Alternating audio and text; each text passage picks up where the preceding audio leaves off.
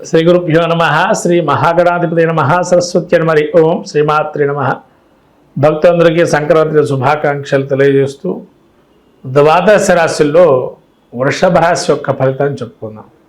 ఈ వృషభ రాశి మనకు నక్షత్రాదుల్లో కృత్తికా నక్షత్రము 2, 3, 4 పాదాలు, అట్లాగే రోహిణి నక్షత్రం 4 పాదాలు, మృగశిర నక్షత్రం 1, 2 పాదాలు వృషభ రాశికి చెందినవి. ఈ వృషభ రాశి యొక్క గ్రహస్థితి చూసినట్టయితే ముఖ్యంగా జన్మస్థ గురు సంచారము, అట్లాగే తృతీయమందు కుజ సంచారము, పంచమందు కేతు సంచారము, అష్టమనందు రవి, తదుపరి భాగ్యస్థాన సంచారము, దశమ స్థానంలో శుక్ర సంచారము, శని సంచారము, అట్లనే భాగ్యస్థాన బుధ సంచారము, ఏకాదశంలో రాహు సంచారం. ఈ యొక్క సంచార గ్రహస్థితి చూసినట్టయితే జన్మంలో గురువు ఏదైతే ఉన్నారో ఈ జన్మ గురువు మీకు కొంతవరకు అనుకూలుడుగా వ్యవహరిస్తున్నారు ఇప్పుడు. ఎందుకంటే వక్ర గమనంలో ఉండటం వల్ల ఈ గురువు అనుకూలంగా ఉన్నాడు. కొంత మానసికమైన ఇబ్బంది ఉన్న ద్వితీయ గురువు, ఈ యొక్క జన్మస్థాన గురువు వ్యయం అంటే వక్రగమనంలో ఉండటం వల్ల ఇదివరకు డబ్బు ఎక్కడైతే ఆగిపోయిందో మళ్ళీ పునః ఆగమనం రావటం, అట్లాగే విదేశీయానికి సంబంధించినటువంటి విద్యా విషయాల్లో కొంత మెరుగుపడటం, ఉద్యోగంలో కానీ ఎక్కడైనా మీకు ఆ ఉద్యోగంలో సరైనటువంటి రీతిలో మిమ్మల్ని గుర్తించకపోయినా కూడా ఈ యొక్క మాసంలో గుర్తించే అవకాశం ఉంటుంది.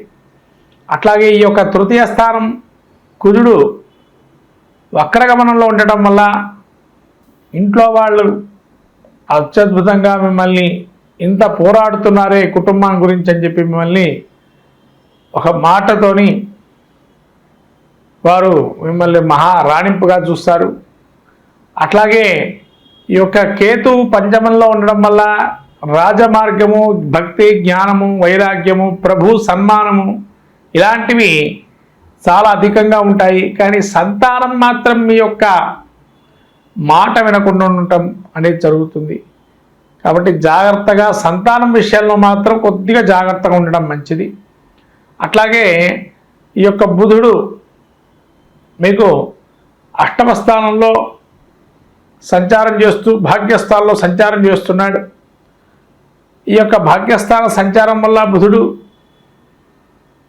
మీకు ఇప్పటి వరకు ఏదైతే సపోర్టివ్గా ఉండేటువంటి వారు ఎవరైతే ఉన్నారో వాళ్ళందరూ కూడా మళ్ళీ మీరు కలిసే అవకాశం ఉంటుంది.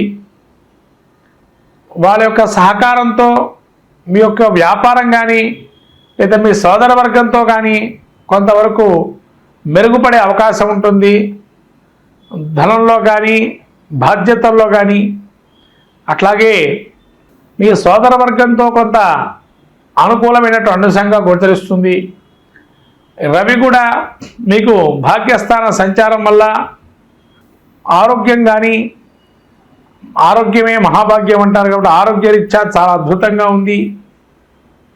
అట్లాగే ఈ రవి యొక్క అనుగ్రహం మీకు పరిపూర్ణంగా ఉంది ఈ మాసంలో. శుక్రుడు, శని, శుక్రుడు కొంత కించిత్ దశమ స్థానంలో ఉండటం వల్ల వృత్తిరీత్యా కొన్ని ఇబ్బందులు ఎదుర్కొన్నా కూడా మిమ్మల్ని పైకి తీసుకొచ్చే అవకాశం ఉంటుంది సహచర వర్గంలో ఉండేటువంటి వారు.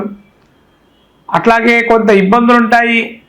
ఈ యొక్క ఉద్యోగంలో కూడా మార్పుని చేద్దామా అంటే మార్పు లేని పరిస్థితి. ఎందుకంటే ఎక్కడికి వెళ్ళినా ఇదే కదా అని ఒక మనస్సులో ఆందోళన మాత్రం ఉంటుంది. కాబట్టి ఉద్యోగం మాత్రం మారకుండా దానిలోనే ఉండి ప్రయత్నం చేయండి. ఇవాళ కాకపోతే రేపైనా మమ్మల్ని పొగుడుతారు, మమ్మల్ని గుర్తిస్తారు అనే ఒక భావంతో ఉండండి. ఖచ్చితంగా మీదే విజయం సాధిస్తారు.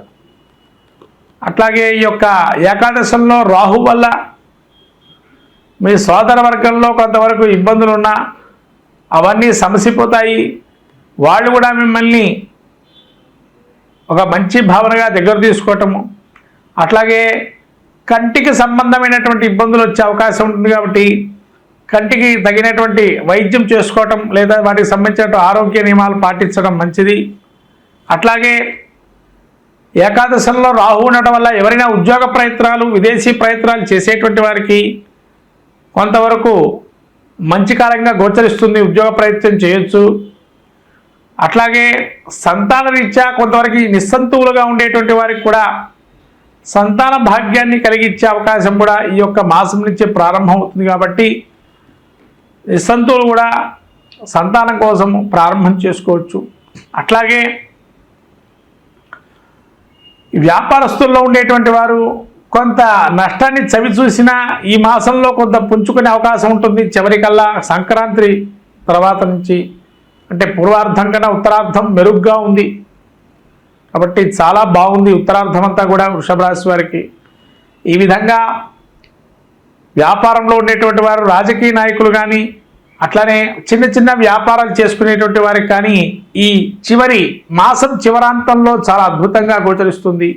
రాబోయే పుష్యమాసం చివరాంతంలో అద్భుతమైన కాలంగా గోచరిస్తుంది. కాబట్టి ఈ వృషభ రాశి వారు ఇంకా తత్ఫలితాన్ని కూడా అద్భుతంగా ఫలితాలు పొందాలి అనుకున్నట్లయితే వీరు ఈ యొక్క శుక్రుడి అనుగ్రహాన్ని పొందాలి. ముఖ్యంగా శుక్రుడు అట్లాగే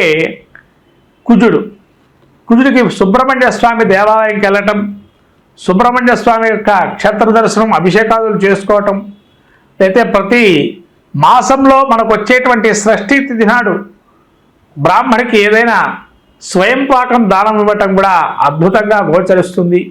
అట్లాగే ఈ శుక్రుడికి సంబంధించి ప్రతి శుక్రవారం రోజు మనకు నిత్యము కూడా దేవతారాధన చేసుకునేటువంటి వారు కానీ అయితే గుళ్ళో కుంకుమార్చన చేసుకునేటువంటి కుంకుమ కానీ తీసుకొచ్చుకొని అమ్మవారి దగ్గర నుంచి ఆ కుంకుమలో శ్రీం అనేటువంటి లిఖించి పెట్టుకున్నట్లయితే సమస్తమైనటువంటి కోరికలు మీ యొక్క ముఖ్యంగా మీరు ఏదైతే బాధపడుతున్నారో తద్వారా వాటి నుంచి బయటపడే అవకాశం ఎక్కువగా ఉంటుంది.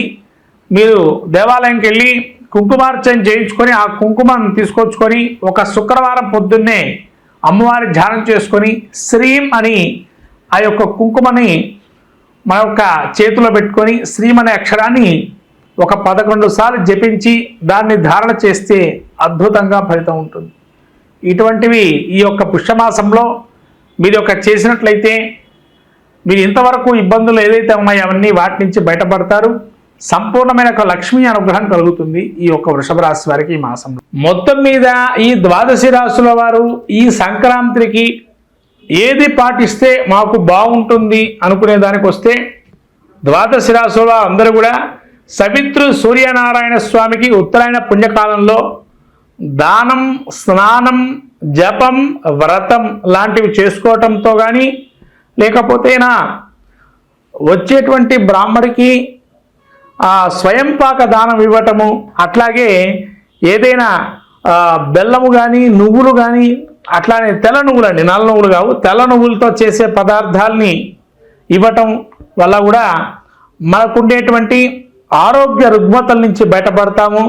అట్లానే కార్య సాఫల్యం పొందాలి అనుకున్న వారు ఎవరైతే ఉంటారో ప్రతి విషయంలో విజయం సాధించాలి అనుకునేటువంటి వారు ఈ యొక్క సూర్యనారాయణ స్వామి ఏదైతే సంక్రాంతి రోజు వాళ్ళు శక్తి కొలది జిల్లేడు పూలు కానీ జిల్లేడు ఆకును తీసుకొని ఆకు మీద మనకు ఏదైతే కోరిక ఉంటుందో దాన్ని ఎరుపు రంగు ఏదైనా పసుపు ఏదైతే మన కుంకుమ మిశ్రమం కానీ లేదైనా సున్నము అండ్ పసుపుని కలిపినటువంటి చూర్ణాన్ని తీసుకొని మంచిగా ఎర్రగా వచ్చేట్టుగా చేసి దానిలో సూర్యనారాయణ స్వామి బింబాన్ని దించి దానిలో మీరు కోరికని రాయటం కానీ లేకపోతేనా మీ కోరికని చెప్పి దాన్ని స్వస్తిక్ ఆకారం కానీ ఓంకారాన్ని కానీ రాసి ఆ సూర్యనారాయణ స్వామి బింబాన్ని దించి దానిలో ఆ సూర్యనారాయణ స్వామి అనుగ్రహాన్ని పొందటం వల్ల శత్రు జయాన్ని కూడా సూచిస్తుంది. ఇంకా కొంతమంది ఏదైనా అక్షరం రాయదలుచుకుంటే కనుక హ్రీం అనే అక్షరం రాయటం వల్ల ఆ తెల్ల జిల్లేడు ఒక ఆకులో సంక్రాంతి యొక్క స్వరూపంలో సూర్యనారాయణ స్వామిని హేంకార శబ్దంతో కనుక ఆరాధన చేస్తే మనకు అన్ని విజయాలు సాధిస్తూ సకలము కూడా విజయం సాధిస్తూ ఉంటాము. హ్రీంకార బీజాన్ని గనక ఆ యొక్క తెల్ల జిల్లేడు ఆకు మీద రాసి ఎరుపు రంగుతో రాసి ఆ రాసినటువంటి ఆకుని ఆంజనేయ స్వామి దగ్గర పెట్టడం వల్ల మంచి ఫలితాలు చేకూరుతాయి.